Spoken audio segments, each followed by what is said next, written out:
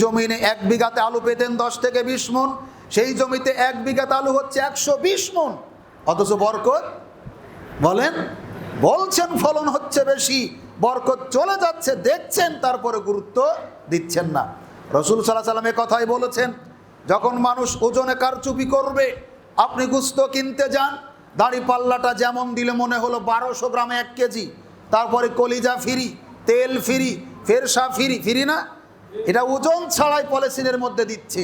বাড়িতে ওজন করে দেখেন 700 গ্রাম পাওয়া খুব দুষ্কর। হাসতেছেন, পাকা মুসলিম আমরা, তাহাজ্জুদ পড়ে কপালে দাগ পড়ে গেছে, দাড়িতে মেহেদি দিয়ে রেখেছি, জুব্বা আল খেল্লা পরে থাকি, ওজনে কম দিই, এটা পাপ হচ্ছে মনেই করি না। আপনি বিশ্বাস করেন না? ওয়াইন তুবদু মা ফি আনফুসিকুম আও তুখফুহু ইউহাসিবকুম বিহিল্লাহ, অহরহ পড়ি আমরা, পড়ি না? আমরা গোপনে যেটা করি, প্রকাশ্যে যেটা করি, এটা আল্লাহ কি দেখেন না? যদি এই মাংস বিক্রেতার মধ্যে এই ভয়টা থাকতো, ওজন এত কম দিতে পারতো। মাছ কিনতে যান, দেখবেন যেই দামে কিনে ওই দামে বিক্রি করে, সংসার চলে, বাসা বিল্ডিং করেছে, এমন দেখে মনে হয় কোটিপতি এত বাসা বাড়ি করতে পারেনি। কেমনে? ও বলছে যেই দামে কিনে ওই দামে বিক্রি করি, তাও আপনার কেজিতে 20 টাকা 30 টাকা লাভ থাকে, কিভাবে সম্ভব?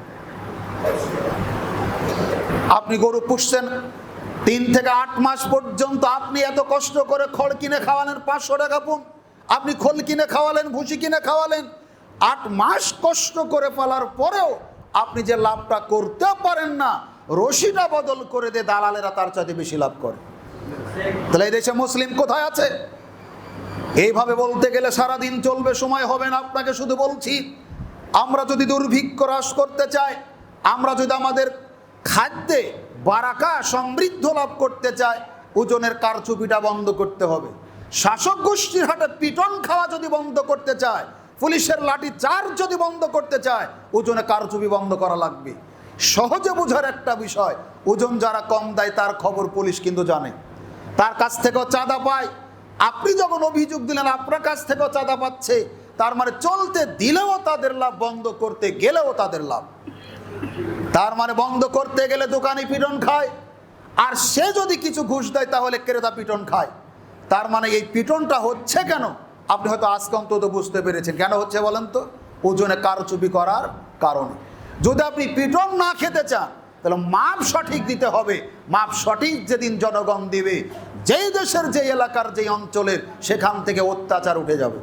আল্লাহ রাসূলের কথা 3 নম্বর কথা তিনি বলছেন, যখন যেই জাতির লোকেরা যাকাত দেওয়া বন্ধ করবে, এখানেও ভেজাল। যখন যেই জাতির লোকেরা যাকাত দেওয়া বন্ধ করবে, আল্লাহ সুবহানাহু ওয়া তাআলা তখন আসমান থেকে বৃষ্টি বন্ধ করে দিবেন। ব্যাঙের বিয়ে দিবেন, বৃষ্টি পাবেন না। বিলের ভিতরে কলা গাছ গাড়বেন, বৃষ্টি পাবেন না। ইস্তেসকার সালাত আদায় করবেন, বৃষ্টি পাবেন না।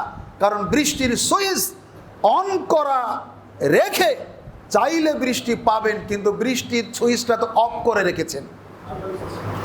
ইলেকট্রিসিটি আছে, কারেন্টের পোল আছে, তার টানানো আছে, এখানে আপনার ফ্যান আছে, বোর্ডের সুইচ আছে, অন না করলে ফ্যান কি ঘুরবে? ঠিক মেশিনের লাইন দেওয়া আছে, বক্স পর্যন্ত তার সংযোগ দেওয়া আছে, মাইক্রোফোন আমার এখানে আছে, মেশিনের সুইচটা যদি অন না করেন, সাউন্ড সিস্টেম কি চলবে? ঠিক একইভাবে বৃষ্টি আল্লাহ মওজুদ রেখেছেন, জমিনটাও রেডি। বন্ধ আছে কেন? ঠিক মতো কি বৃষ্টি পাচ্ছেন? কেন পাচ্ছি না? আল্লাহর নবী বলেছেন, মানুষ তার সম্পদের যাকাত দেয় না, তাই আমি বৃষ্টি দেই না। পৃথিবীতে কিছু চতুষ্পদ জন্তু আছে, কুকুর, শুকুর, বিড়াল, ছাগল, ভেড়া, এগুলো আছে, এদের জন্য আল্লাহ মাঝে মধ্যে বৃষ্টি দেন, সেখান থেকে আমরা কিছু পাই। আমার মতো হুজুরের জন্য আল্লাহ বৃষ্টি দেয় না, আল্লাহ আমার মতো নামাজির জন্য বৃষ্টি দেয় না। আল্লাহ বৃষ্টি দেয় কুকুরের জন্য, শুকুরের জন্য। কারণ আমি নামাজ পড়লেও সম্পদের যাকাত দেই না, আমি হজ উমরা করে আসলেও আমার উৎপাদিত ফসলের ওসর বের করি না। আমার মতো ধনী যাকাত অনাদায়ী হাজির চাইতে আল্লাহর কাছে ওই কুকুরের দাম বহুগুণে বেশি। আমার মতো তাহাজ্জুদ গুজারির চাইতে আমি যদি ওসর বের না করি, আমার চাইতে আল্লাহর কাছে ওই শুকর খিঞ্জিরের দাম বহুগুণে বেশি। কারণ আমার জন্য আল্লাহ বৃষ্টি দেয় না, আল্লাহ বৃষ্টি দেন কুকুরের জন্য আর শুকরের জন্য। আপনি বৃষ্টি চাচ্ছেন?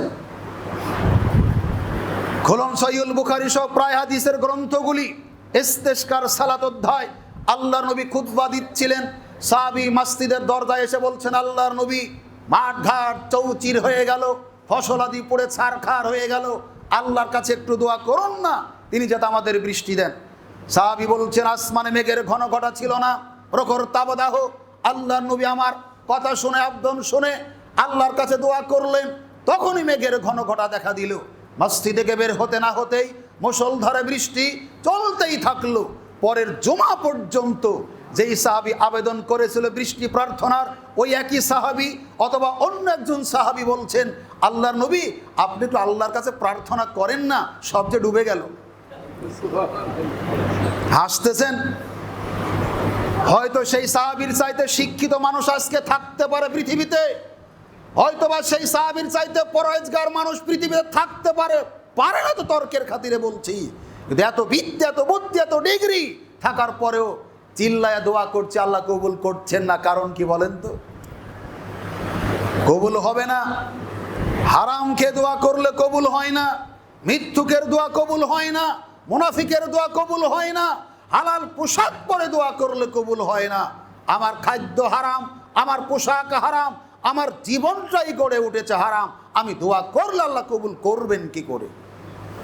যেহেতু দোয়া কবুল হচ্ছে না, সেহেতু বৃষ্টি হচ্ছে না। আমরা যদি সম্পদের জাকাত ঠিক মতো বের করতাম, আমরা যদি উৎপাদিত শস্যের ওসর বের করতাম, বৃষ্টি আল্লাহ আটকে রাখতেন না। এমনি যখন প্রয়োজন তখন বৃষ্টি দিচ্ছেন। তাহলে বৃষ্টি আমরা নিজেরাই বন্ধ করে রেখেছি। দোয়া দিয়ে বৃষ্টি পাওয়া যাবে না। দোয়া পাওয়ার মাধ্যম সম্পদের জাকাত দেওয়া। জাকাত যেই দিন দিবে আল্লাহ সুবহানাহু ওয়া তাআলা বৃষ্টি দেবেন। 4 নম্বর যেই কথা তিনি বলছেন, যখন যেই জাতির লোকেরা আল্লাহ এবং তার রাসূলের সাথে কৃত প্রতিশ্রুতি ভঙ্গ করবে, রাখবে না, ছিন্ন করবে, সেই দিন আল্লাহ সুবহানাহু ওয়া তাআলা অন্য জাতিদেরকে তাদের উপরে ক্ষমতায় বসাবেন। আজকে যদি আপনাকে জিজ্ঞাসা করি পৃথিবীতে মার খায় কারা, আপনি বলবেন মুসলিম। যদি বলা হয় আজকে অধিকার বঞ্চিত কারা, বলবেন মুসলিম।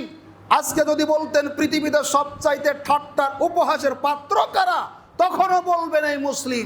যদি বলেন পৃথিবীতে পাঁচ আটা গোলামি করে কারা, তখনও বলবেন এই মুসলিম। অথচ এই মুসলিম বীরের জাত, ফকিরের জাত নয়, কিন্তু মুসলিম হয়ে আমরা ভুলে গেছি আমরা সিংহের বাচ্চা না বিড়ালের বাচ্চা।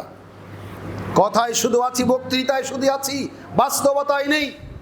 আজকের অনুষ্ঠানটা অনেক প্রমাণ করে ফেলছে। বেশ কয়েকবার আবেগের বশবর্তী হয়ে বলেছি, অনেকে ইচ্ছা করছেন ফিলিস্তিন গিয়ে যুদ্ধ করবেন, ক্ষমতা নেই, ডাকলে যাবেন না। এই প্রমাণ বহুদিন আগে থেকে আছে। মুসা আলাইহিস সালামের জাতিরা মুসা নবীকে বারবার বলতো, হে আল্লাহর নবী, আল্লাহর কাছে দোয়া করুন তিনি যাতে জিহাদ ফরজ করেন, আমরা জিহাদ করতে প্রস্তুত, আগ্রহী। যখন জিহাদের আয়াত অবতীর্ণ হলো, তখন তারা বলছে, মুসা ইযহাব আনতা ওয়া রাব্বুকা ফাকাতিলান ইন্না হাউনা কায়েদুন। মুসা, তুমি তোমার আল্লাহ যাও, যুদ্ধ কর, আমরা বসে থাকলাম।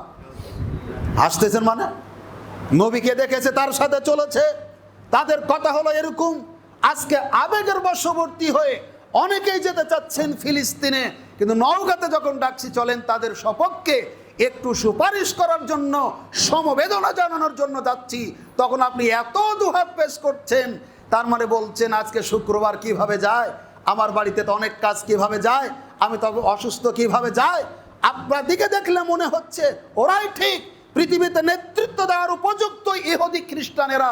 মুসলমানরা যেই দিন যোগ্যতা অর্জন করবে, সেই দিন আল্লাহ তাদের হাতে নেতৃত্ব দিবেন। ট্রাম্প নেতৃত্বের উপযুক্ত, নেতানিয়াহুর নেতৃত্বের উপযুক্ত। আপনি আবেগী হয়ে মুসলমান হয়েছেন, নুনু খেটে মুসলিম হয়েছেন, গরু খাওয়া মুসলিম হয়েছে। আকীদাতে মুসলিম নয়, আমরা বিশ্বাসে মুসলিম নয়, আমরা শুধু কি প্রতারণামূলক এই আচরণে মুসলমানিত্ব দাবি করি। মুসলমান দাবি করি, সুদ ছাড়তে পারিনি। মুসলমানিত্ব দাবি করে ঘুষ ছাড়তে পারিনি। মুসলমানিত্ব দাবি করেছি, মিথ্যাওয়ালা ছাড়তে পারিনি। মুসলমানিত্ব দাবি করেছি, আমি আমার ভাইকে, বোনকে ওয়ারিসি সম্পদের লোভ থেকে বাঁচতে পারিনি। আপনি কিসের মুসলিম? এই দু একটা কথা যখন বলছে আমাদের দেশের কিছু হুজুরেরা, এটাকে পুঁজি করে তাফসির মাহফিল কাটানোর চেষ্টা করছে। বিশ্বাস করুন, আবেগ নিয়ে কোনো কিছু করবেন না। আপনি এত আবেগী ভাব দেখাচ্ছেন, আপনি কি করতে পারবেন আমেরিকা? আপনি কি করতে পারবেন ইসরায়েলের? কিচ্ছুই করতে পারবো না আমরা। আমি না পারবো, না আপনি পারবেন, আমরা কিছু করতে পারবো না। জিহাদ কখন ফরজ, কার উপর ফরজ, কে করবে, কার সাথে করবে, কিভাবে করবে আগে জানেন। আপনি আত্মরক্ষা করার জন্য ছিলেছিলেন ঢিল, এখন খাচ্ছেন হাজার হাজার টন বোমা। অপরাধ করেছিল একজন, কলিজাটা ফেটে চৌচির হয়ে যাচ্ছে যখন একটা দুগ্ধপোষ্য শিশু বিল্ডিং এর নিচে পড়ে তার চোখ মুখ ফেটে রক্ত বের হচ্ছে। গর্ভবতী একজন মহিলা প্রসবের বেদনা নিয়ে যখন কাতরাচ্ছে, যখন বোমার সাথে বাসা বিল্ডিং এর সাথে আল্লাহর শ্রেষ্ঠ সৃষ্টি আদম সন্তান বাতাসে আকাশে উঠছে, তখন এই বিশ্ব মানবতা যাদের অনেক কিছু করার তারা কিছুই করছে না, আমরা কি করতে পারি? যেমনটি দেখছেন, যারা মানবতার ফেরিওয়ালা, গণতন্ত্রের ফেরিওয়ালা, পৃথিবীতে তারা শান্তি প্রতিষ্ঠা করার কাজ আত্মনিয়োগ করেছে, কোথায় আজকে সেই জাতিসংঘ? মুসলমানের ধর্মে শুধু নয়, প্রত্যেকটা ধর্মে যুদ্ধে একটা নীতি আছে। যুদ্ধ নীতিতে নারী হত্যা করা যাবে না, যুদ্ধ নীতিতে শিশু হত্যা করা যাবে না, যুদ্ধ নীতিতে ধর্মীয় উপাসনালয় নষ্ট করা যাবে না। আপনি বলেন তো ইসরায়েল কোনটা করতে বাদ রেখেছে? সহজে বোঝার উপায় আমাদের দেশ দিয়ে আরাকানে রোহিঙ্গারা যখন এদেশে আশ্রয় নিল, এদেশের আয়তনের তুলনায় জনসংখ্যা এমনিতে বেশি, ইনকাম কম, এর উপরে মরার উপরে খাড়ার ঘা। ভারত মাঝে মধ্যে 2-4 কেজি করে চাউল দিয়ে বলছে ভিক্ষার চাউল যত লাগে নেন, কিন্তু রোহিঙ্গাদের ফিরিয়ে নেওয়া কি করবেন? আপনার আবেগ দিয়ে কি করতে পেরেছেন? আবেগ দিয়ে মৌসাকে ঢেল মেয়েছেন, কামড় খেয়ে মরছেন এখন, তাই না? কে বলেছিল আপনাকে হামলা করতে? আপনি কি জানেন যদি জিজ্ঞাসা করা হয় হামাসকে? বলতে পারবেন না। আপনাকে যদি বলা হয় বলেন তো ফাতাকে, আপনি বলতে পারবেন না। আপনাকে যদি বলা হয় বলেন তো হুতিকে, আপনার ন্যূনতম